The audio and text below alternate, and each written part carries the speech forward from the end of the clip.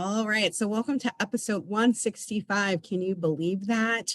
165 episodes, almost every week of this 90-day crisis jam. And today's featured presentation will be around veteran members or service members, veterans and their families, presented to us by Stacey Owens within SAMHSA.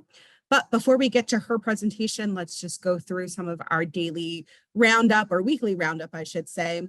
Everything that you need to know about the 988 Crisis Jam learning community can be found on talk.crisisnow.com. So you can see our upcoming dates. You can sign up for the reminders and newsletters. Very important, that registration. You will not be able to access that access the jam without registering. So please do remind your colleagues and remember to register. You can see our past highlights from past crisis jams, our previous segments. Go all the way back in the crisis trivia hot seat. Anything that you need will be found on talk.crisisnow.com. And if we go to the next slide, this is just a overview of the speakers that we've had. Over 400 unique speakers since the jam started in 2020. But are you listed on here, right? And if you are not, we do have a lot of people listed. We want to have you on here. So again, if you have a topic idea, if you are leading great work, innovative programs in your community or state or wherever it may be, we want to hear from you. We want to share ideas. So please reach out. The link is in the chat. And if you want to watch the remainder of that video, the link is also in the chat. And that was a great video from Nami. Yeah. Okay, and so let's keep going. And just a reminder that unless you are speaking, please do keep muted. I'm going to turn it over to Crisis Jam partner, Sarah Corcoran, for an update on the budget that just came out. Thank you, Laura. Yes, on Monday, the Biden administration released their FY25 budget in brief, President's Budget Request. While this document is not congressionally binding, it's important in two main ways. One, it kicks off the FY25 appropriations process, and two, it really shows where the administration's priorities lie. And of course, I'm happy to report that there is continued strong investment across SAMHSA requested in this document. We'll go over more next week in terms of specifics, but we can share the link in the chat so y'all can take a look in the meantime, but we'll have more information about the specific requests in this document next week. And that's it for me. Thanks, Laura. Thanks, Sarah. Very much looking forward to that. So let's talk a little bit about crisis news that has come out since the last jam. Want to make sure everyone is aware of an article that came out from VA related to the future of mental health for veterans and their families. And so that is a really great article. I don't know if it was picked up by major news applications, but we want to make sure that you all see that. And they talk about their Million Veteran Program, and that's part of the VA's ways to detect, prevent, and treat health conditions that matter to veterans, including their mental health. So make sure you take a look at that if you haven't already seen it. All right, and so now I know a lot of folks have been talking about this one. This is really great. Crisis Now 3 will be in Amsterdam, June 29th through 30th, 2024. It is the third annual summit, and you'll see here just all the great organizations who are participating as organizers and as sponsors. But we really want to make sure that we're having these conversations. And I just want to make a note here that if you're registering through the Global Leadership Exchange, you will see 0 spots available. But when there are still spots available, you just have to go directly to the summit website, and that is linked in the chat. So please don't be discouraged. This will be a really great conversation. And of course, Amsterdam is a beautiful city. So if you can join us, please do. And I believe there's even been messaging sent out to help you if you need to make that case with your leadership of why it's so important for someone from your organization to be here. So I hope that you will join us in Amsterdam. And I say us, I hope I'm going as well. So with that, I'm going to ask Sarah Stanger, and I hope I got your last name correct. Feel free to correct me if I didn't, to join us. Come on camera, off mute. You are going to be in the hot seat today. Sarah, welcome. Hello, welcome. Thanks for having me. Yes, no problem. I hope the seat doesn't get too hot for you. So I'm going to start you off here. And again, I'm going to apologize for any mispronunciations of names. But we have Sulon Green, who served in the United States Marine Corps, talked to Crisis Talk. So again, this is a reference in one of our previous Crisis Talk articles, and said, so many veterans have issues with labels. And after receiving a diagnosis, after receiving a diagnosis, had believed I was PTSD and suicide. That's who I'd become. He says that being in the military is an identity. And when that's shed, there's an identity vacancy. So with that in mind, Sarah, our question for the hot seat is, according to Green, what other group of people suffer from a profound loss of identity when they retire? So I'll put that to you. Talk us through, call a friend if you'd like. Oh, I mean, it could really be any of them. I'm thinking probably police officers would be the answer that I would pick. And do you want to tell us a little bit about why you're choosing police officers? Because there are a lot of good options here. Well, our county we've really expanded our crisis intervention team.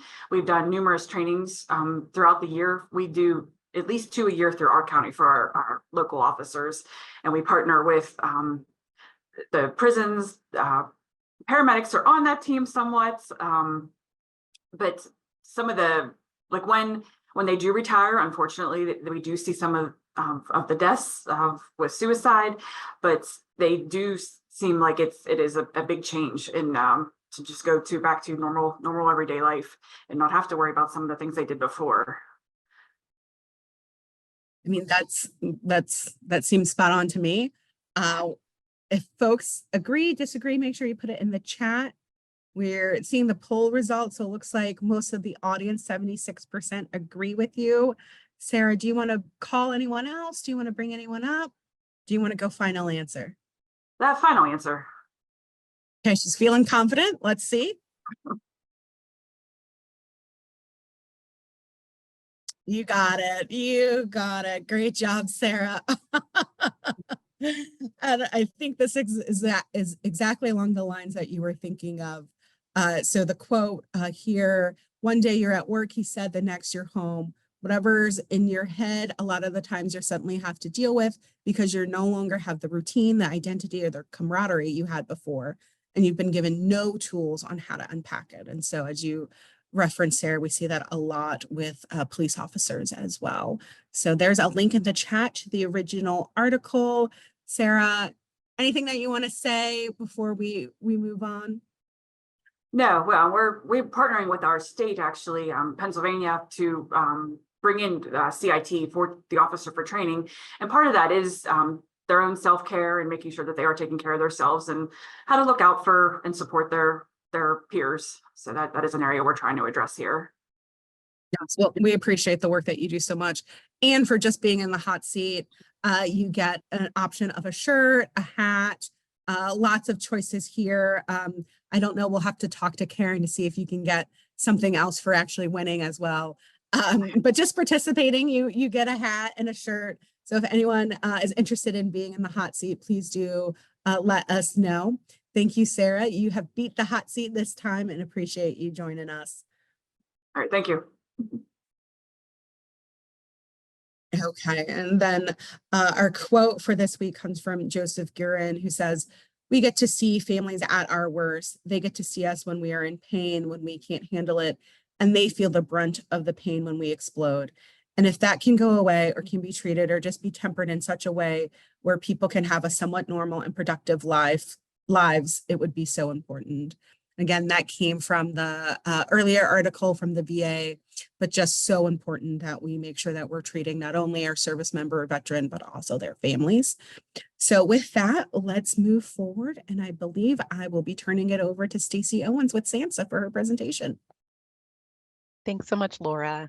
Again, I'm Stacey Owens. I serve as the Military and Veterans Affairs Liaison here at SAMHSA. My background is that I'm a clinical social worker and spent 13 years in clinical care at VA and DoD prior to coming over to SAMHSA, and I'm a military family member myself. You'll hear me use the abbreviation SMVF. At SAMHSA, we use that as an inclusive term for service members, veterans, and their families. My position here lies within CMHS. I have the fortune of working with Belina Shaw, and I appreciate her inviting me to talk to you all today. Next slide, please. So here I just have some background on the need for supporting SMVF. There are approximately 18 million veterans living within the US, which is roughly 7% of the population. You also see some data here about the 1.3 million active duty service members and their 1.6 million dependents. If you add to that the reservists and National Guard service members, those numbers would drastically increase. Another important group is the estimated 5.4 million military and veteran caregivers who are providing care for those who are ill or have become injured in the line of duty. And data shows that those caregivers are also at higher risk for having complex behavioral health needs. So taken together, SMVF are really a crucial part of the fabric of our nation, and it highlights the need to bring military culturally competent support efforts to communities across the nation. Next slide, please. We know that veterans are a population that are at higher risk for suicide. The slide that you see here reflects data from SAMHSA's NISDA survey. It shows us that millions of veterans experienced substance use disorders and mental illness over the past year, and more telling are the numbers of those who experienced those behavioral health conditions but were not in treatment. About 81% of those who experienced substance use disorders not being in treatment, and about half of those who experienced mental illness. And it's sometimes easy for folks to hear about the veteran population and just assume maybe we don't need to focus so much in communities on veterans because there's the VA and veterans go to the VA. However, VA's own data shows us that that's not really accurate either.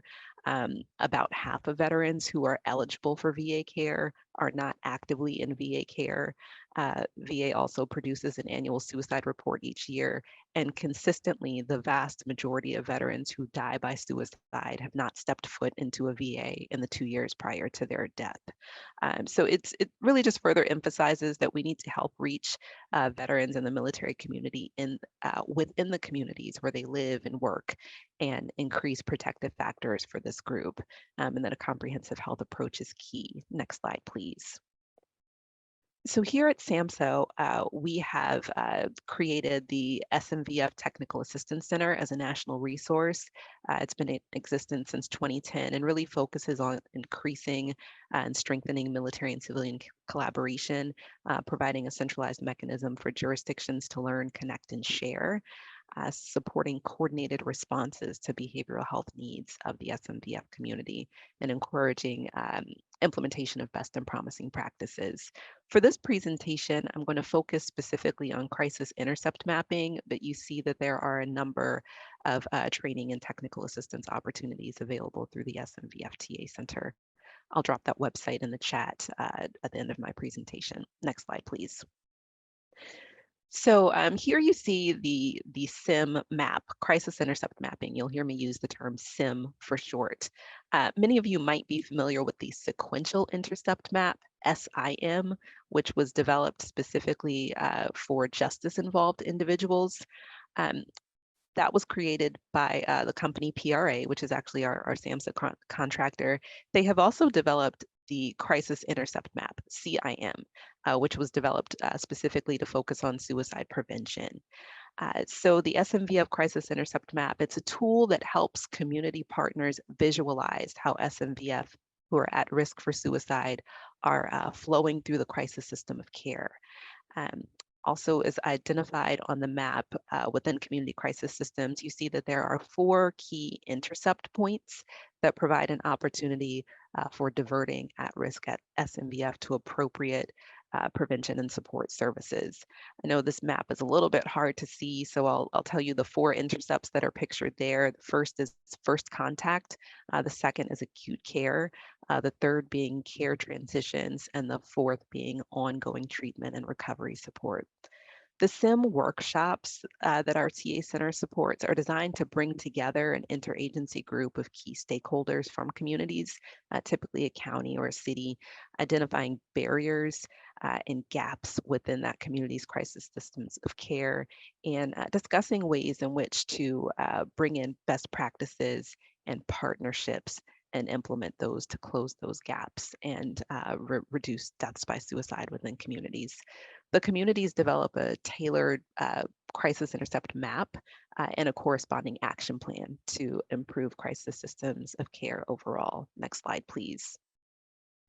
And you'll see that we have actively engaged 82 communities over the past 6 years that STEM has been funded at SAMHSA. We've reached all regions of the country, a wide range from CONUS and OCONUS, urban and rural, tribal communities, and we are planning to add 15 communities to that map this calendar year. Next slide, please.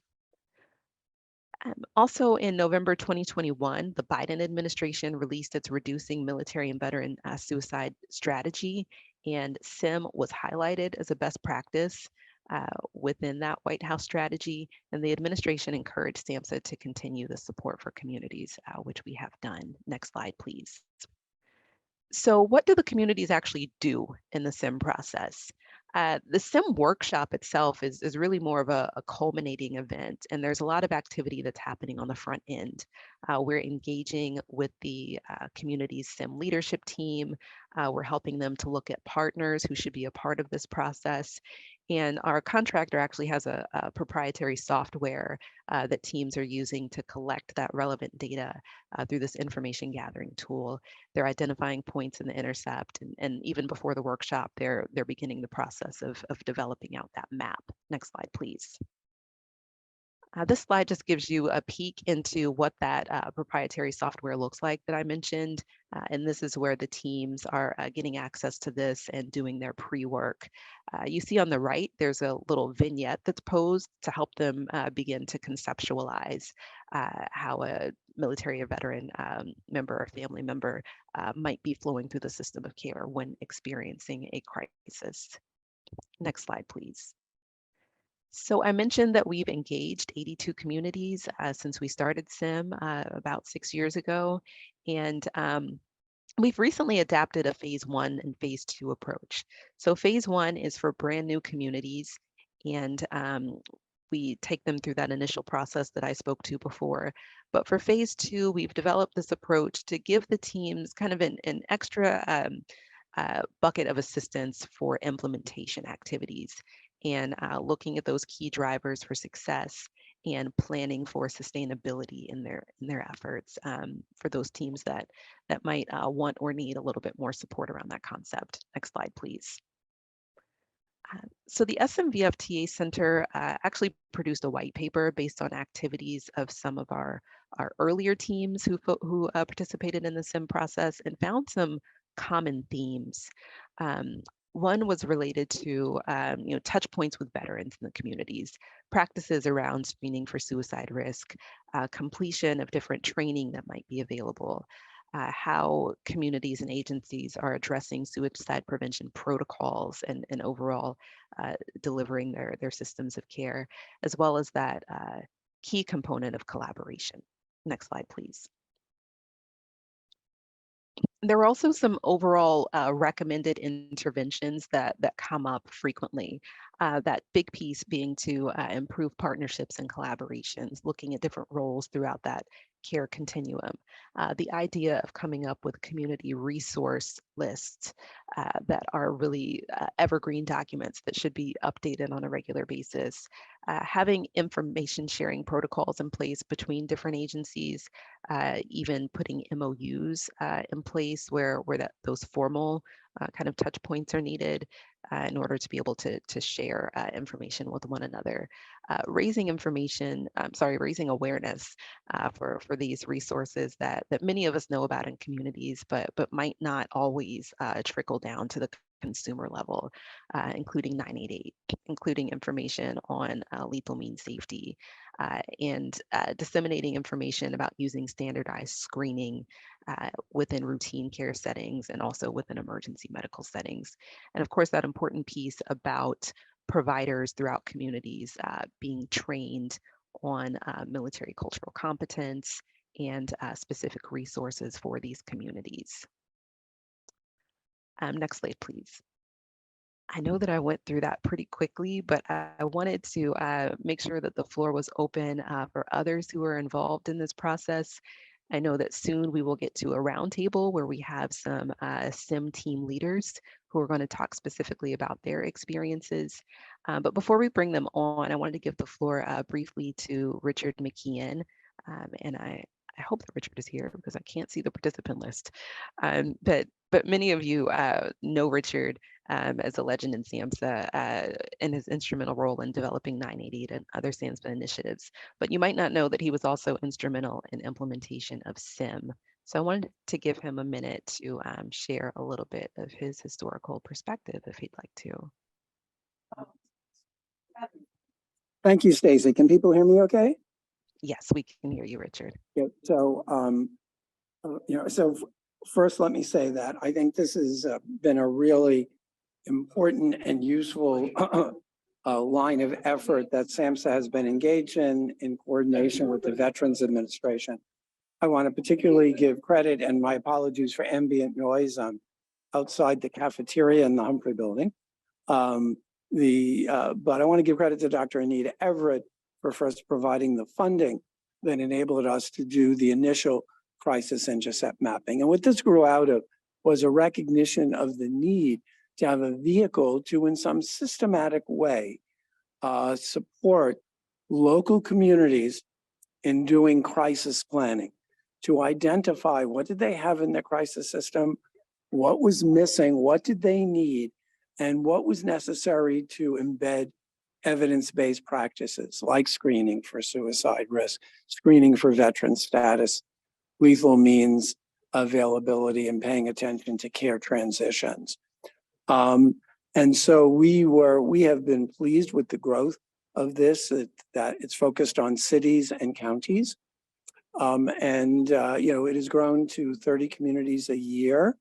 And as Stacey mentioned, was reflected in the president's executive order that called on SAMHSA to increase the number of communities with access to crisis intercept mapping. And I want to compliment the contractors and PRA who really used the kind of intercept model that had been used in the justice systems, adopted it to crisis systems, and it has been a very useful tool moving forward. And this work started actually before 988, but with 988, I think it just reinforces the importance of a planned approach to crisis services in local communities and cities and counties. For veterans, as Stacey mentioned, veterans are at least equally, if not more likely to be seen in community crisis systems than any place else. So thanks for the opportunity to comment, Stacey. Thanks so much, Richard. I also just wanted to add a couple of links here in the chat. You can sign up for the SMVFTA Center newsletter. As I mentioned, SIM is just one component of the TA that's provided. So you can sign up to get email blasts about all of the activities. Additionally, right now we're doing a quarterly learning community series for teams that have participated in SIM. And based on the fact that all of you all are involved in crisis systems of care in your own community, I'd like to invite you to sign up for that quarterly learning community series as well, if you would like. So thanks for the time. And Laura, I'll turn it back over to you to get the roundtable started. Great. Thank you so much for that presentation, Stacey. And thank you, Richard, for your comments as well. And just appreciate, as Stacey said, all the work that you've done, Richard. So at this time, I'm going to ask Robert Brown and Eileen Greeley to come on camera, come off mute, and just reflect for us on the presentation. And maybe even if you can share some potential areas for further action towards closing the gap in your own community's crisis system of care, welcome those reflections. So perhaps, Bob, we'll start with you. Okay, thank you. Let me get here.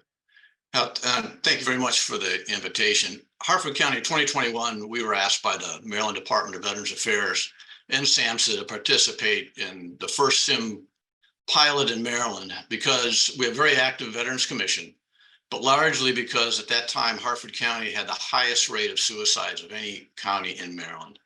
A little bit of a background, Hartford County is about 35 miles north of Baltimore.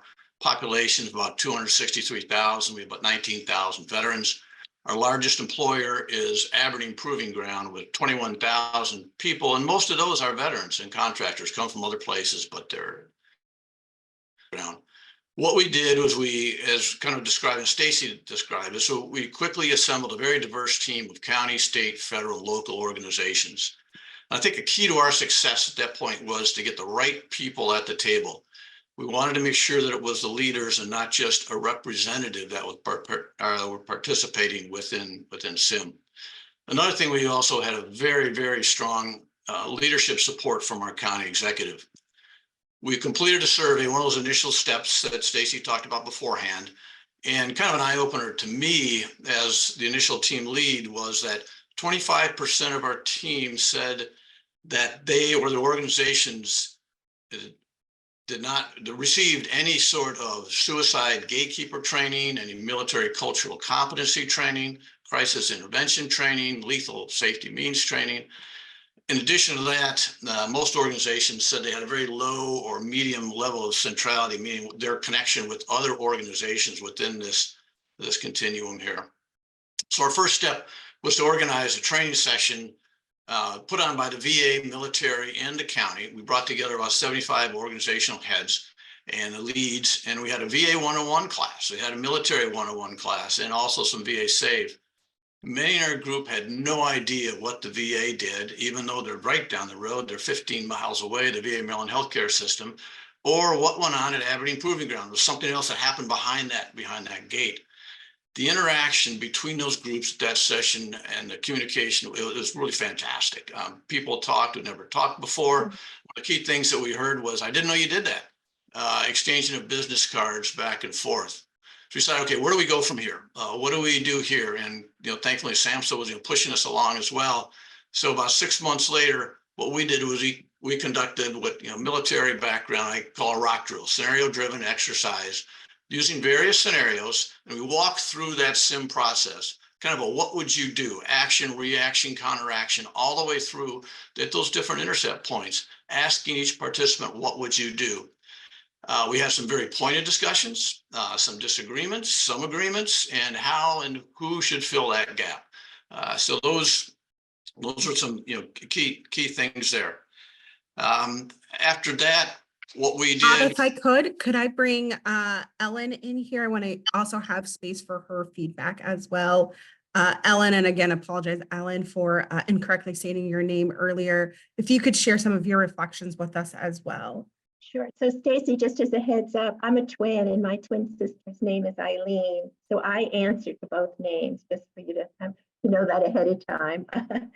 So no problems from my end of it. I do join Bob in terms of the level and the intensity of the work that's really required of these teams. So many of you probably realize that the behavioral health crisis system in New York City is very complex, with first responders and mental health providers rarely asking individuals in crisis about military service, leading to possibly inaccurate diagnosis and ineffective treatment for service members and veterans. As background, New York City, we had 65 veterans out of about 1,600, or 4%, that committed suicide over the 3-year period, 2017 to 2019. With the work of the Policy Research Associates, we were able to form 5 intercept mapping teams, one for each county in New York City. For those not familiar with New York City, we're comprised of 5 different counties, including the Bronx, Kings, Queens, New York, and Richmond. And again, like Bob, our curated teams had representatives from medical facilities, mental health providers, city agencies, colleges and universities, military chaplains, and not-for-profit organizations. We really established these 5 teams really from 20 to 23. Since since our initial meetings, we've had several spin-off collaborations that have sprung up thanks to a terrific partner, the Staten Island Participating Partner System, as well as our VA Suicide Prevention Community coordinators. And so, just very simply, we have a great Staten Island Veteran Suicide Prevention Collaborative that really consists of the collaboration of the 5 different teams. Adding to that, we have a special Veterans Task Force that is a little bit more Staten Island community-based or Richmond County community-based. We created a Food Insecurity Task Force. We're working very closely with our Brooklyn VA coordinator on a crisis and response coalition building in Brooklyn. I think most notably, we were able to have legislation enacted, which really requires all the city agencies to inquire about military service of its clientele, which is really exciting. And I would say just overall that our work is just beginning. At this point in time, there's a lot of work to do. We actually are doing we're going to start to conduct military cultural competency training sessions with colleagues at the mobile crisis centers at the end of this month. And so we're really kind of in the beginning of these stages at this point in time. So I offer you that information. Thanks so much, Ellen, and appreciate that we also brought your twin into this.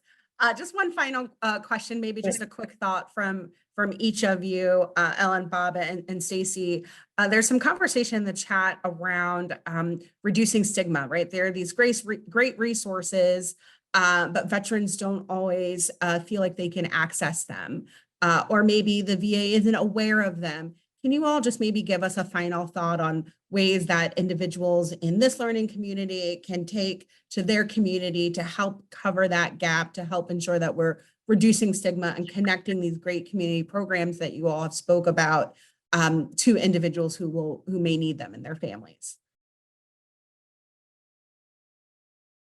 So loaded, big question, but maybe just a 15-second to 30-second response. And I think the advertising, particularly when it comes to 998, is helpful overall. I think the big issue, of course, is that veterans don't self-identify. So that's one huge issue that we're trying to deal with here in New York City. In fact, we have a community survey that we're conducting right now to kind of figure out what those factors are. But overall, I would say that any type of positive promotion around the stigma issue is really important. And I know effort has been made in New York City about it. We've done quite a bit of mental health training programs in New York City. And I believe that hopefully that will be impactful in terms of reducing the stigma issue. I'll jump in if you don't mind, because someone put in ask the question in the chat, and that was specifically what I was going to point to. Ask the question is a method to implement screening for veteran status wherever a veteran might go.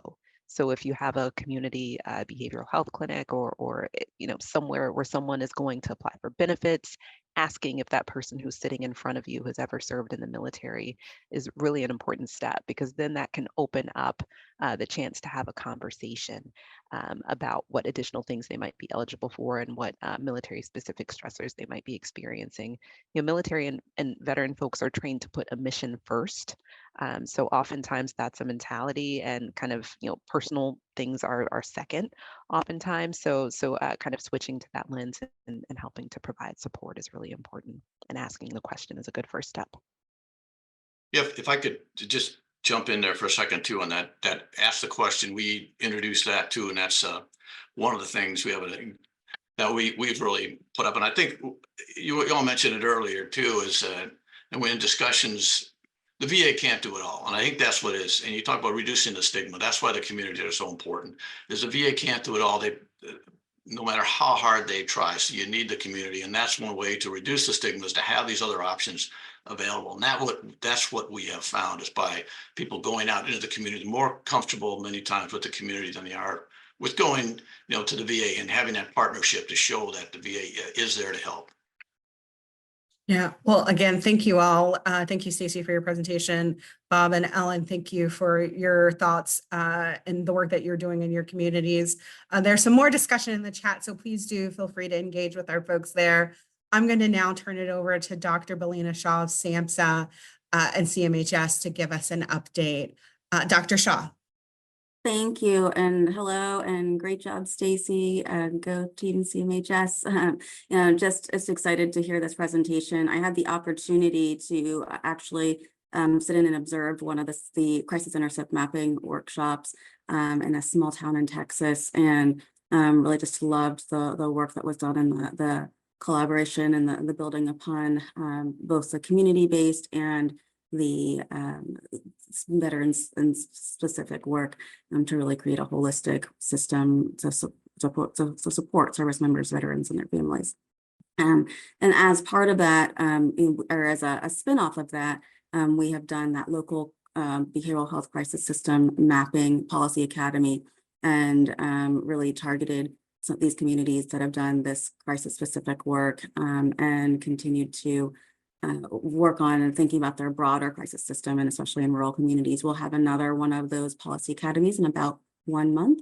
And we're excited to have our second cohort as well. And I just wanted to raise these specific activities, because I think sometimes, I haven't been at SAMHSA so long, but sometimes when we think about SAMHSA, we think about it, this huge overarching mega agency, and that sometimes our grant programs and our supports and activities can be a bit untouchable because of possibly some of the lift that it takes to get engaged with our especially very specific supports. So I know that Stacey, if you could just put in the chat or throw out how to possibly get on a listserv or something to be, I know that we send this out through our SAMHSA e-blasts as well. But if there's a way just to make sure that people are aware of these opportunities, because we do like to invest in communities and smaller communities, and then also continue to support them over time, larger communities too. But I just wanted to, I like one of the purposes that I like to, for this moment, is I like to think about how to make sure that we can bring SAMHSA resources to everyone.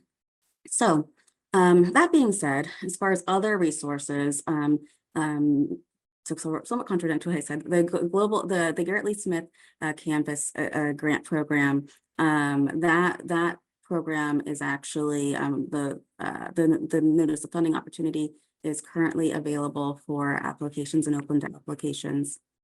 Thank you, Georgia.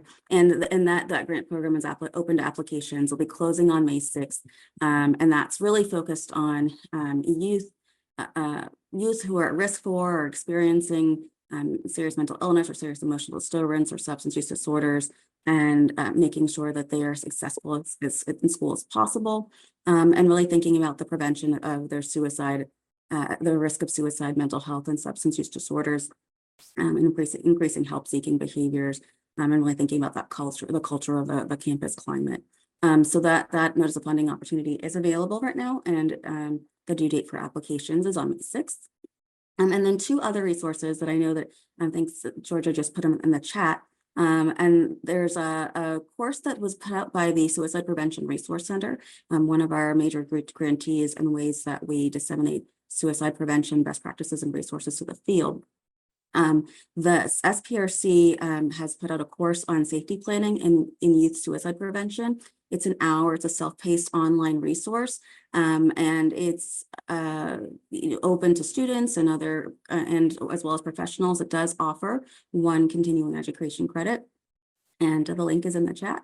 I think this is, especially in this group, very important to make sure that we're thinking about safety planning for all and the youth specific considerations. And the final resource that I just wanted to bring up is the CDC also released some guidance for the community assessment and investigation of suspected suicide clusters. It's a series and a report and a series. And it's an update on the approach for assessment and investigation. And this is thinking about how do we create a community-based approach, including the specific characteristics of the suspected suicide, and making sure that we are not necessarily perpetuating the suicide clusters and creating a whole of community approach from public health clinicians and the community at large as well. And I think, when we think about crisis providers, these best practices are very important, because we do know that unfortunately suicides, death by suicide, are some of the crises to which we respond. And we just want to make sure that you guys are well versed in the most up-to-date information there. Thank you, guys. Didn't put the link in the grant link in the chat. We'll get that one to you too. Thanks, Jessica. Awesome. Thank you, Dr. Shaw. So many great resources coming out of SAMHSA, CDC, and HHS in general. So really appreciate you flagging those for us. At this time, I'm now going to bring in Deborah Blaylock, who is the Deputy Director for Community Mental Health Services within South Carolina's Department of Mental Health. Deborah, if you could come on camera and off mute, we'll turn it over to you. Hey, how are y'all? Thank you very much for having me. South Carolina is a little bit different than most of the states, in that the state organization of DMH is also a provider of care across all of our counties. So our 16 mental health centers cover all 46 counties. And if you can go to slide 3, that'll be great. Thank you. And you can see how we divvy them up in terms of regions and the size of the catchment area that they have to cover. All the mental health center staff are state employees. And I just wanted to give you that context so you understand the benefit that we have here is that if we want something delivered across the entire state, we have the authority and the capability to mandate that. So next slide, please. Just to show you kind of how we look at our system of care, we operate hospitals, veterans nursing homes, and the mental health centers.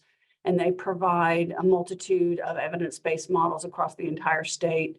And Highway to Hope is the project and the program that I'm going to be talking about today. But you'll notice Highway to Hope in the red band across the top, because I do view it as a prevention program. And then you will also notice it lower down in the lime green color. You'll see H2H in there, because it does provide intensive community services out on the street. Next slide, please. So in 2010, we were recovering from the Great Recession. And during the recession, our funding was cut dramatically across the entire state. And mental health in particular took about a 38% cut in funding. So we had to close some of our satellite clinics. Our mental health centers, again, I mentioned we have 16. They operate 60 clinics that cover every county in our state. But we were trying to figure out ways we could be more creative and more cost effective to cover some of the very rural areas in our state. So I began searching online and noticed that after Hurricane Katrina in New Orleans, there was a mental health mobile that went around and delivered care in the wake of Katrina. So we set about asking for a Duke Endowment grant, received that grant, bought our first RV, and that RV started providing care in the very rural areas of Charleston and Dorchester counties. So you might think, well, Charleston is one of our larger cities in South Carolina. How could it have a need in rural areas? But we have many sea islands that are very, very rural. And a lot of folks living on the sea islands don't venture off of the island. And so we decided to take this RV and park it in very specific and intentional places with MOUs from other providers, such as federally qualified health centers, churches, libraries, even parking in some store parking lots, and deliver care. So the RV was equipped with 2 mental health professionals with master's degrees, and then monthly a doc would come out, psychiatrists would go out to each site and deliver the needed care. And we noticed that we started getting a lot of traction on the RV, and it started serving a lot of folks who had never received care from us previously, even though we had clinics in every county. So we determined this was probably a good model and we would like to pursue it across our state. But RVs are expensive and we didn't have the funding to do so. So in 2020, SAMHSA offered South Carolina a grant to provide care in the 9 counties that were hardest hit by Hurricane Florence. And those 9 counties are all fairly rural counties of our state. It's called the PD region. So our grant application included the purchase of 9 RVs that would target those 9 counties, 1 RV for each county. And they would park in the various places across those very rural counties in an effort to get folks into care. So that ended up being very successful. Out of 755 people served in those counties, 65% had never been served by us previously. We ended up, when the grant ended, deploying RVs to all of our 16 mental health centers. So now every center has 1. And we are delivering that care across those rural counties in a multitude of places, as I mentioned. We also use them for anti-stigma campaigns. This is down at our state capitol when we had a mental health advocacy day and asked our legislators to come out and see what they were helping us fund. And we put them in parades. Next slide, please. We pop them in parades. We take them, next slide. That's also down at the State House. We also pop them in health fairs, back to school events. Next slide. And you'll see on the far left, that one was in a parade, Mardi Gras parade on one of our rural sea islands. So just wanted to share that with you. It's been a great opportunity for South Carolina and low investment for a high return on the dollar. And they all are equipped with telehealth capabilities at this point, so docs don't have to ride on them. The docs telehealth to the rural communities through a product called Plum. And thank you for giving me this opportunity to share with you all. Thank you, Deborah. This is very fascinating and very helpful, right? We love to see things that are low cost, low investment with a high return, but of course recognize that some things do require a higher level of investment. And I just also want to thank Jennifer Butler, who's always been a really good partner with Vibrant in South Carolina, as well as our South Carolina Crisis Contact Center for 988. So great to see that this work is continuing. So with that, I'm going to bring in Stephanie Pasternak from NAMI, as well as Shelly Polanco from Vibrant to give us some state updates. Thanks, Laura. And I will be very quick here.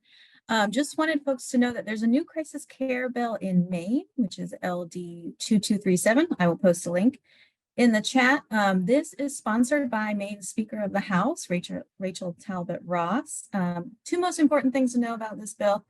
There's over $800,000 in new funding for mobile crisis workers, specifically peer mobile crisis outreach workers. And Maine currently only has about 100 crisis response workers in total, so not nearly enough to serve the whole state. So this funding is very important. And there's also $9 million in the bill to establish 6 new crisis receiving centers. This bill had its first hearing last Monday, a lot of support from a wide cross-section of groups. It is back in committee actually today at 2 p.m. So expecting, especially with the speaker being the sponsor, to see this bill keep moving. And I will hand it over to Shelly to give a couple more state updates. Thank you, Stephanie. So just 2 updates here. I know we discussed a couple weeks ago Maryland's fee bill. They had a hearing on the 28th. It went really well. There was no opposition. Maryland has 1 more month for session. This bill would establish a 988 fee for 25 cents. So we will be continue to track this bill and see if it continues to move. Wyoming as well had a budget bill as well, and the 988 suicide hotline trust fund will be funded at $8 million. This was a reduction from the $4 million that were proposed in the beginning of the session. So we'll continue to see this and track it as well and continue to provide some updates around those 2 bills. Thank you. Laura, back to you. Great, thank you, Stephanie and Shelly. Great to see some legislative action happening. So I'm going to bring in Christy Malik, who's the project director with NASHBID, the National Association of State Mental Health Program Directors, hopefully I got that, Christy, correct me if I'm wrong, to talk about a recent Crisis Talk article. Christy? Hey, thank you so much, Laura. And yes, you did get our acronym right. It's a long one. It is.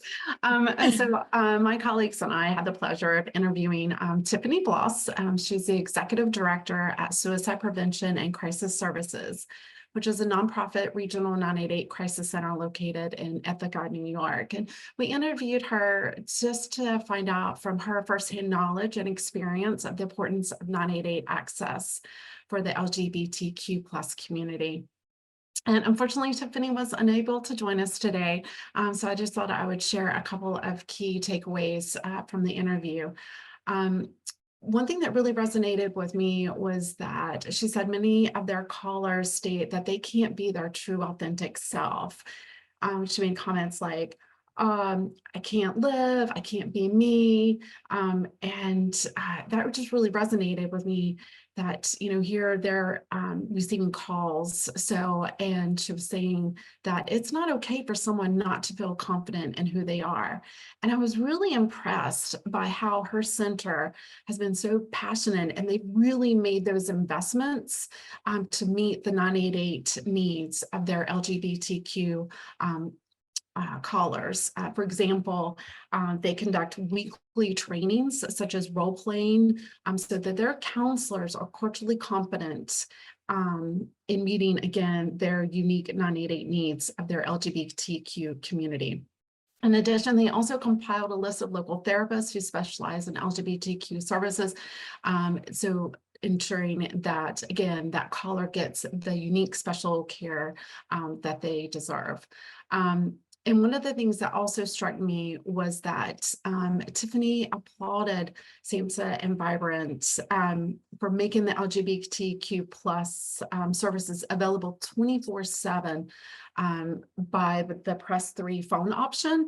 And that, again, directly connects 988 callers to an LGBTQI+ trained counselor. And one of the things that she said that really stood out for me was it's important that 988 contacts do not need to explain themselves nor educate the counselors on their unique needs. And again, this would not have been possible without the advocacy from many of you all on this crisis jam who advocated and secured SAMHSA funds for Vibrant to implement 24/7 LGBTQI services. So again, it was a pleasure interviewing Tiffany. Please take a moment to read the Crisis Talk article, and Laura, I'll kick it back to you. Thanks, Christy. And I just again want to highlight, particularly as Sarah mentioned, the budget. So important, and we're so grateful to Congress and SAMHSA for making that funding available. And then I just want to, as you mentioned, Christy, you know, it takes so little for folks to feel reaffirmed in who they are. And so something that we have on the Vibrant website from the Committee on Adolescence, just calling people by their preferred name and pronouns has been proven to reduce suicidal behaviors by over 60%. So again, just something as basic as calling someone their preferred name can help reaffirm their identity and feel more secure. So such important work. Thank you for highlighting this, Christy. And I do encourage everyone to read the article. So with that, we will move forward. And it is time for our strong talk. I'm going to ask Tanja Miles, who is the Community Engagement Advisor, and hopefully I got that title correct, with the Huntsman Foundation, and veteran and all-around superstar, friend of the Crisis Jam, Tanja Miles. Tanja, if you are here, can you come on camera and off mute? Yes, can you see me? Can you hear me? Well, good afternoon, everybody, and thank you so much. And thank you, Vic, for allowing me to fill in your amazing shoes on this segment of Strong Talk. As we were just talking about all things crisis and mental health, I am a veteran. My dad was a vet. My grandfathers, both of them were vets. I live on a beautiful piece of property where some of the first African-American men fought and gave their lives, thinking that one day that they would be free. They knew when they were going into battle that they were just used as pawn, and and less than. They were not even called soldiers. Some people just call them laborers. And if you look up the Louisiana Native Guard, you'll learn more about the land that I live on, where my flag flies today, in honor of them, in honor of, you know, my family members who have served. As we're talking about this, it's been interesting to hear some of the conversation about veterans and crisis and some of the programs that we have, or the lack thereof. And all I could think about is in and out. Why it's important that we're all in and all out. Because as veterans, we need to know that there are spaces that we can go. Of course, we're grateful for the vet centers. Vet centers have come a long way. I give them that. And I do believe that they're putting their best foot forward to make sure that we have the best quality of care, particularly when it comes to mental health. And I commend you guys on that, but we know we also have a long way to go. But we also need to make sure, like we're saying, that we stay connected to the outside resources and give veterans the freedom of choice that we so graciously would lay down our lives for. And as we were talking, I just want to but just bring up 6 points real quick. Number one, vets and stigma. It's a real thing. I think it's a double whammy when you tell someone that you're a veteran and you have a mental health diagnosis. Most people think that you're a vet, you should have one. For example, I've heard people say that vets are the worst cases, and we're talking about stigma. Why would you say I'm one of your worst cases?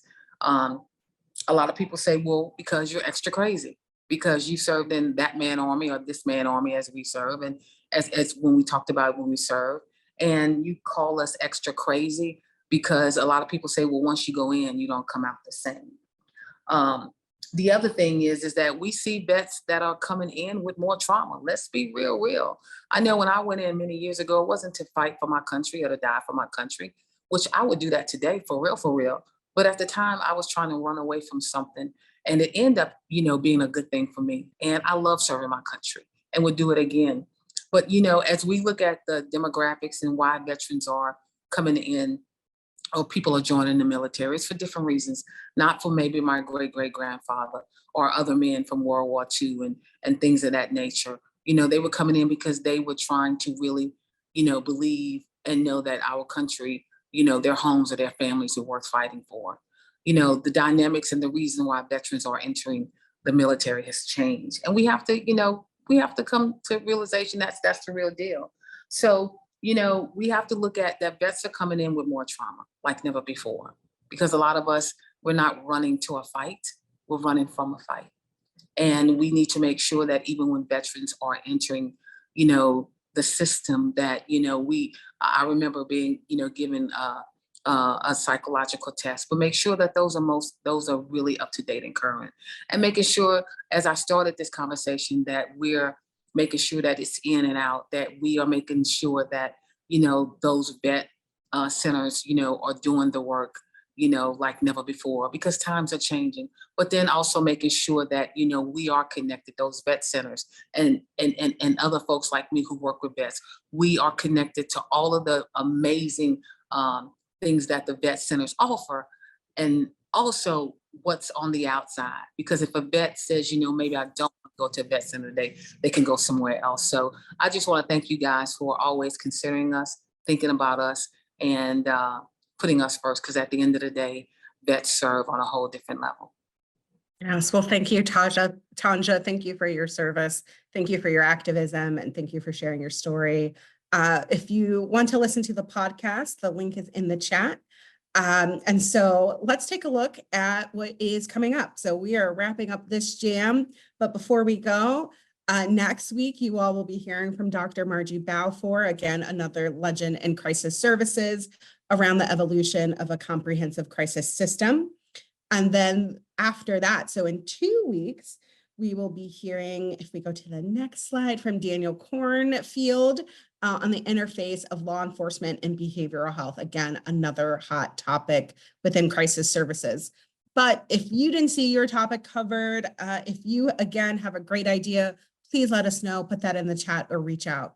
Thank you all for joining us, and I hope you have a great rest of your day.